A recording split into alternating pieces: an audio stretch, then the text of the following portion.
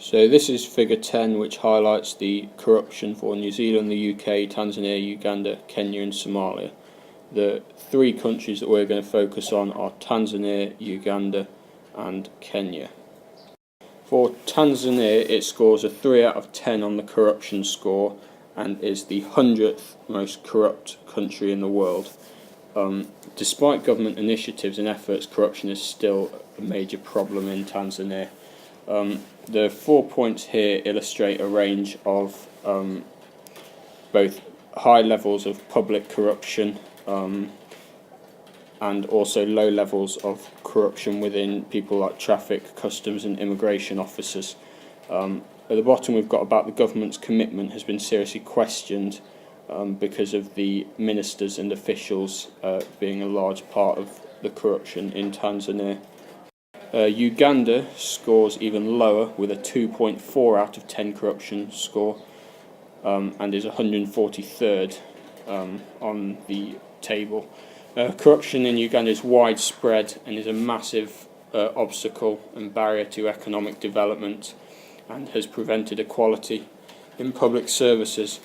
The challenges in the country system from a weak separation between the public and private sectors, leading to extensive practices and patronage, as well as widespread political corruption.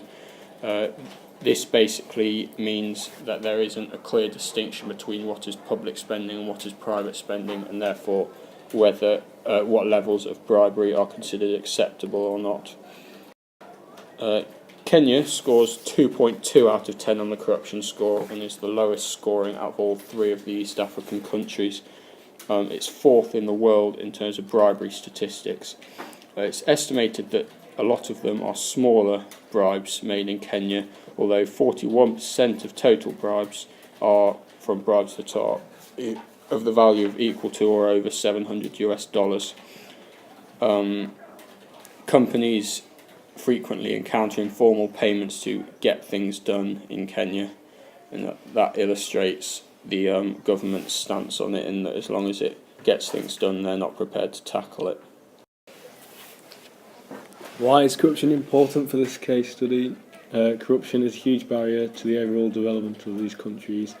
It prevents them from using the little money they have effectively and efficiently. People don't get the resources they need to survive.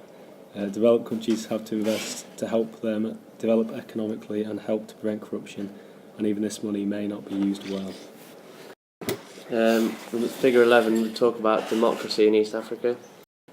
In Uganda, it's a presidential republic.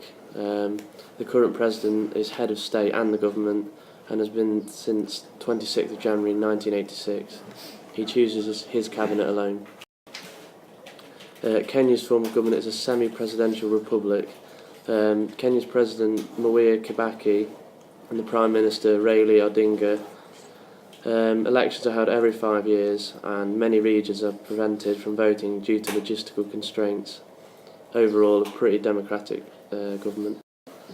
Tanzania, women judges from all over the world who are gathering in Arusha have presented a special human rights award to the president, who won international praise for his management for the Tanzania economy. Under his presidency, inflation dropped, the economy grew, and foreign debt was wiped. But then, as now, government critics say most Tanzanians remain impoverished. Why is democracy important to development? It ensures that everyone is heard and development is positive for them. It alerts government to social negative impacts as well as economic benefits. Prevents dictators from taking over, e.g. Robert Mugabe in Zimbabwe. Reduces inequality, for example, promotes the say of women in politics.